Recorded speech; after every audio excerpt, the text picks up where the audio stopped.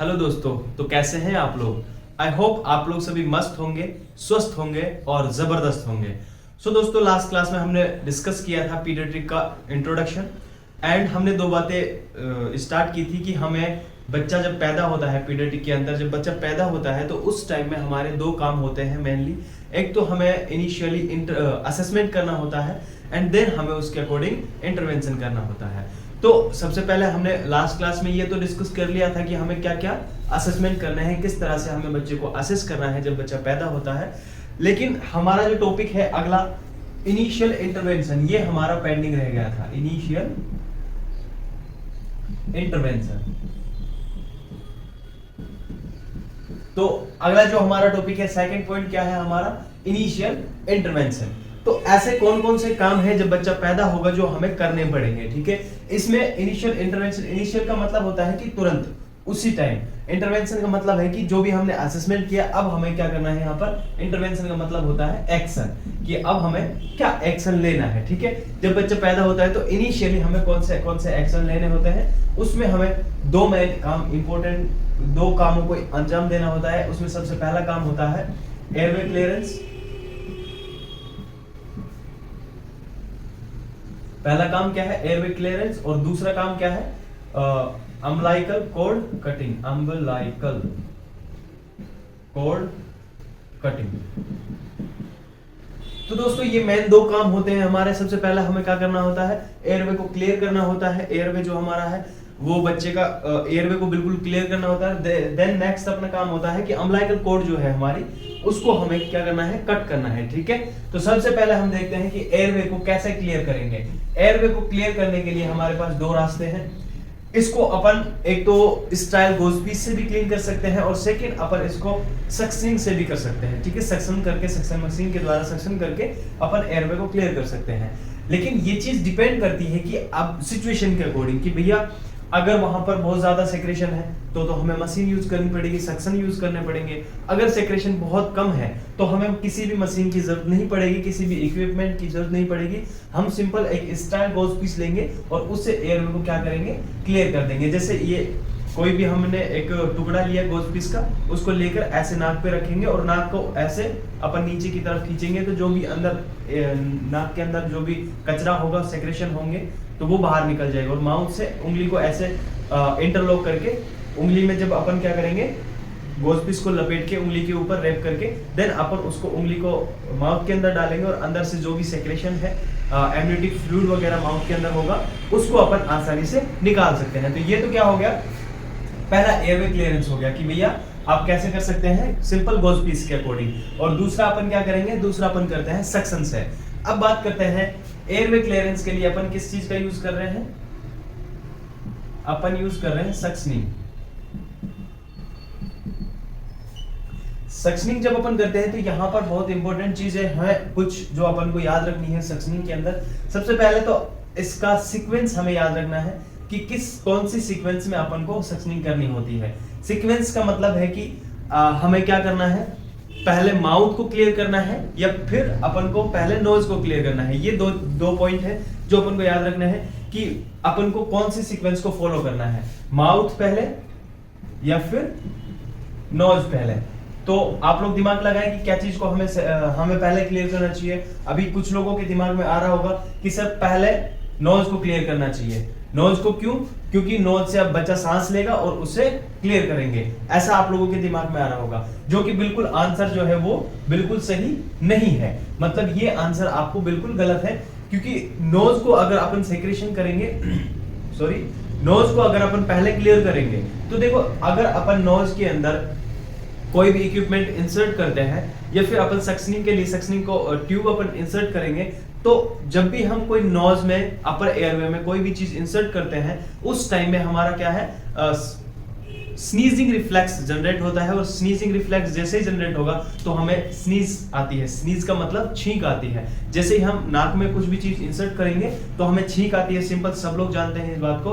तो अगर हमने पहले क्या किया, नोज को पहले सक्शनिंग अगर कर दिया तो उससे क्या होगा, जैसे ही हम बच्चे के नोज में ट्यूब डालेंगे तो बच्चे को क्या होगी, स्नीज होगी। और स्नीज होने के बाद में जो माउथ के अंदर सारा मटेरियल पड़ा था, वेस्ट मटेरियल पड़ा था, वो क्या करेगा, वो बच्चा एस्पायरेट कर लेगा। क्या करेगा, एस्पायरेट करेगा। एस्पायरेट का मतलब कि जो माउथ में कंटेंट है वो कहां चला जाएगा, लंग्स के अंदर चला जाएगा। तो इसीलिए अपन को क्या करना है, ये जो माउथ का कंटेंट है वो लंग्स के अंदर ना जाए, इसीलिए अपन को क्या फॉलो करना है, सीक्वेंस फॉलो करना है। पहले अपन को किसको सक्शनिंग करना है, माउथ को सक्शनिंग करना है। देन अपन को किसको सक्शन करना है, नोज को सक्शन करना है। अगर पहले माउथ को सक्शन कर दिया तो माउथ को जब सक्शन करेंगे तो कोई प्रॉब्लम नहीं आएगी, माउथ का सारा कंटेंट बाहर आ जाएगा। देन नेक्स्ट अपन क्या करेंगे, नोज को सक्शन करेंगे। अब नोज को सक्शन करते टाइम अगर स्नीज होती भी है, अगर स्नीजिंग आती भी है तो उससे कोई प्रॉब्लम नहीं है, क्योंकि एयरवे उसका बिल्कुल क्लियर है, माउथ उसका बिल्कुल क्लियर है और अभी कोई एस्पायरेशन के चांसेस नहीं है। तो इस तरह से अपन को क्या पहला पॉइंट क्या याद रखना था, सीक्वेंस।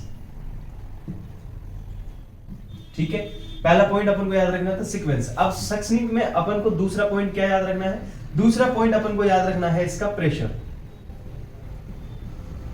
सक्शनिंग के लिए प्रेशर बहुत ज्यादा इंपॉर्टेंट है दोस्तों। सक्शनिंग में कितना प्रेशर लगाना है अकॉर्डिंग टू एज, उसकी बच्चे की एज के अकॉर्डिंग अलग अलग प्रेशर होता है। अडल्ट के लिए अलग प्रेशर लगाना पड़ता है सक्शनिंग में, और बच्चों के लिए, अडल्ट के लिए, प्री टर्म के लिए, टर्म के लिए, सबके लिए अलग अलग प्रेशर लगता है। तो ये सब हमें इंपॉर्टेंट पॉइंट है जो हमें याद रखना है। देखते हैं कि प्री टर्म के लिए कितना प्रेशर लगाना पड़ता है। ये क्या हो गया, प्री टर्म हो गया, ये क्या हो गया, टर्म एज हो गई, ये हो गया चाइल्ड, और ये हो गया अडल्ट। दोस्तों प्री टर्म के लिए जो प्रेशर अपन लगाएंगे सक्शनिंग में वो होगा 40 to 60 mm of Hg। 40 to 60 mm of Hg का जो प्रेशर होगा सक्शनिंग में अपन किस में लगाएंगे, प्री टर्म वाले बच्चे में। ठीक है, अगर बच्चा टर्म पे पैदा हुआ है तो उसके लिए प्रेशर कितना यूज करेंगे अपन सक्शनिंग का, उसके लिए यूज करेंगे 60 to 80 mm of Hg, मतलब 60 से 80 mm of Hg का प्रेशर लगाएंगे अपन सक्शनिंग के लिए। चिल्ड्रन के लिए कितना लगाएंगे, चिल्ड्रन के लिए होगा 80 to 100, और अडल्ट के लिए कितना होगा 100 to 120 mm of Hg। ये वाला प्रेशर अपन किसके लिए यूज करते हैं, अकॉर्डिंग टू अलग अलग एज, ये अपन अलग अलग तरह का प्रेशर अपन यूज करते हैं किसमें, सक्शनिंग के अंदर। नेक्स्ट पॉइंट अपन को याद रखना है कि ड्यूरेशन। भैया हमने सीक्वेंस पढ़ लिया, हमने प्रेशर देख लिया, अब हमें देखना है कि ड्यूरेशन, हमें सक्शनिंग की ड्यूरेशन कितनी रखनी है, मतलब कितनी देर तक हम क्या करें, सक्शनिंग करेंगे। जैसे ट्यूब इंसर्ट किया नोज के अंदर तो उसको कितनी देर तक अपन को अंदर रखना है, कितनी देर तक के लिए अपन को सक्शनिंग करनी है, तो उसका टाइमिंग आती है 5 से 10 मिनट, ना घंटे ना सेकंड, 5 से 10 सेकंड के लिए करना है। अब दोस्तों अगर इसको अपन ज्यादा कर दे तो क्या नुकसान हो सकते हैं, क्यों ये टाइम फिक्स है, उसके लिए इंपॉर्टेंट चीज ये याद रखनी है कि अगर अपन क्या कर देंगे, इसका टाइम इंक्रीज कर देंगे, मानो 10 के ये 5 से 10 सेकंड से ज्यादा ये अपन 30 सेकंड कर दिया, 50 सेकंड कर दिया, 1 मिनट कर दिया, तो उससे क्या होगा, उससे ये होगा कि जैसे जब अपन नोज के अंदर कैथेटर डाल रहे हैं तो सक्शनिंग में क्या हो रहा है कि एयर को बाहर खींचा जा रहा है, मतलब मशीन के द्वारा एयर को बाहर खींचा जा रहा है, तो अंदर वाली एयर क्या आ रही है, बाहर आ रही है, सिंपल यही हो रहा है। तो अगर अपन ऐसा कर रहे हैं और अपन उसको लंबे समय तक कर रहे हैं, इसका मतलब है कि जो लंग्स के अंदर एयर है वो बाहर आ रही है। अब लंग्स के अंदर क्या है, O2 है, तो अगर हमारी लंग्स से O2 को बाहर निकाल दिया जाएगा मशीन के द्वारा, तो सीधी सी बात है कि हमें क्या हो सकता है, हाइपोक्सिया हो सकता है। ठीक है, अगर हम ज्यादा टाइम तक करेंगे तो क्या नुकसान है उसका नुकसान है कि हाइपोक्सिया डेवलप हो सकता है, O2 की कमी देखने को मिल सकती है। इसीलिए अपन को क्या करना है, इस टाइम को भी याद रखना है। प्रेशर को क्यों याद रखना है, प्रेशर ज्यादा होने से क्या नुकसान है, प्रेशर ज्यादा होने से ये नुकसान है कि जब ज्यादा लंबे समय तक प्रेशर लगाया जाएगा तो उसकी वजह से क्या हो सकती है, जो हमारी अंदर की एयरवे के अंदर की म्यूकस मेम्ब्रेन है, जो इनर लाइनिंग है, वो क्या हो सकती है, वो डैमेज हो सकती है। क्योंकि ज्यादा अगर प्रेशर से अपन किसी चीज को खींचेंगे तो वो म्यूकस मेम्ब्रेन है वो बहुत पतली होती है और बहुत कमजोर होती है। तो अगर उस पर ज्यादा प्रेशर लगाया जाएगा तो वो क्या कर जाएगी, वो टेयर हो जाएगी, फट जाएगी, और वो वहां से ब्लीडिंग वगैरह के चांसेस हो जाएंगे। इसीलिए अपन को क्या करना है, प्रेशर को भी एक सही एज के अकॉर्डिंग उसको याद रखना है। ठीक है, नेक्स्ट अपन को क्या करना है, इक्विपमेंट की बात करते हैं अपन कि इसके अंदर कौन कौन से इक्विपमेंट अपन को याद रखने हैं, कौन कौन से इक्विपमेंट अपन को यूज करने होते हैं किसके अंदर, सक्शनिंग के लिए। सक्शनिंग के लिए किस किस इक्विपमेंट की जरूरत पड़ सकती है, तो देखो सक्शनिंग के लिए सिंपल, एक तो या तो अपन सक्शनिंग किससे कर सकते हैं, सक्शनिंग एपरेटस से। एक अपन सक्शन apparatus से यूज कर सकते हैं, जो कि मशीन होती है एक, जिसके अंदर ये 2 बोतल्स होती हैं। एक मशीन के द्वारा प्रेशर जनरेट किया जाता है, और ये जैसे ऐसे 2 बोतल है, इस बोतल में प्रेशर मशीन के द्वारा जनरेट किया जा रहा है, और इस ट्यूब को इसमें कनेक्ट किया करके, और यहाँ से एक ट्यूब लगी है जो कि बाहर जाके माउथ में उसको सक्शन कर रही है। तो जो भी कंटेंट आएगा वो इस बोतल में कलेक्ट हो जाएगा, और यहाँ से कोई एस्पायरेशन नहीं होगा। कुल मिला के ऐसा एक पोर्ट बनाया जाता है सक्शनिंग एपेरेटस का, जिसके अंदर 2 बोतल होती हैं, जिसमें एक बोतल में आके कंटेंट आके खाली होता है, जो कि वेस्ट प्रोडक्ट होता है। उसके बाद में दूसरा इक्विपमेंट क्या हो सकता है? दूसरा इक्विपमेंट होता है म्यूकस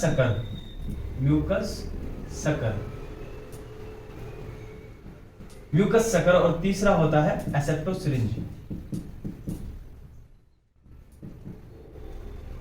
तीसरा क्या है? एसेप्टो सिरिंज। एसेप्टो सिरिंज जो है ये इस तरह का होता है, जैसे ये एक सिरिंज के ही तरह होता है, एकदम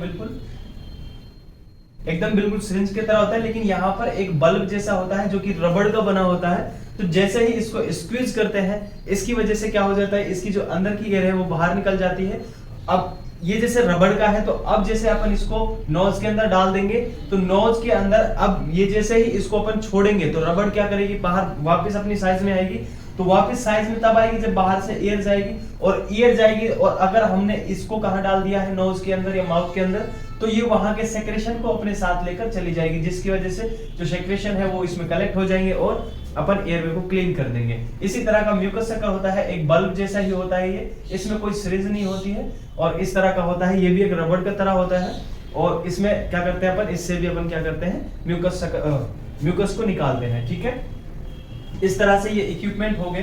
बात करते हैं बच्चों के लिए कौन से नंबर का कैथेटर अपन यूज करेंगे। अगर अपन ये जो एपरेटस अगर यूज कर रहे हैं, तो उसके लिए कैथेटर कौन सा यूज करेंगे? एक तो 6 और एक 8 साइज का होता है।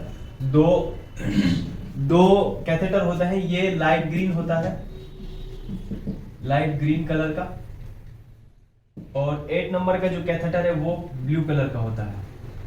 ठीक है, ये 2 कैथेटर अपन यूज करते हैं बच्चों के लिए। इस तरह से अपन क्या करते हैं, अपन सक्शनिंग का प्रोसेस कर सकते हैं। नेक्स्ट, इतना आई होप आपको समझ में आ गया होगा। ये अपन ने क्या पढ़ा, पहला इंटरवेंशन पढ़ा था, जिसके अंदर अपन ने समझा कि एयरवे को कैसे क्लियर कर सकते हैं अपन। सो आई होप आपको इतना सब कुछ समझ में आया होगा। पहला इंटरवेंशन हमने पढ़ लिया, जो इनिशियल इंटरवेंशन में करना होता है, एयरवे क्लियरेंस। सेकंड और है जो अपन ने पढ़ा था कि अम्बिलिकल कॉर्ड कटिंग। तो अम्बिलिकल कॉर्ड कटिंग कैसे करते हैं, उसका क्या प्रोसेस है, वो सारी चीजें अपन नेक्स्ट वीडियो में पढ़ेंगे। तब तक के लिए बाय बाय, थैंक यू।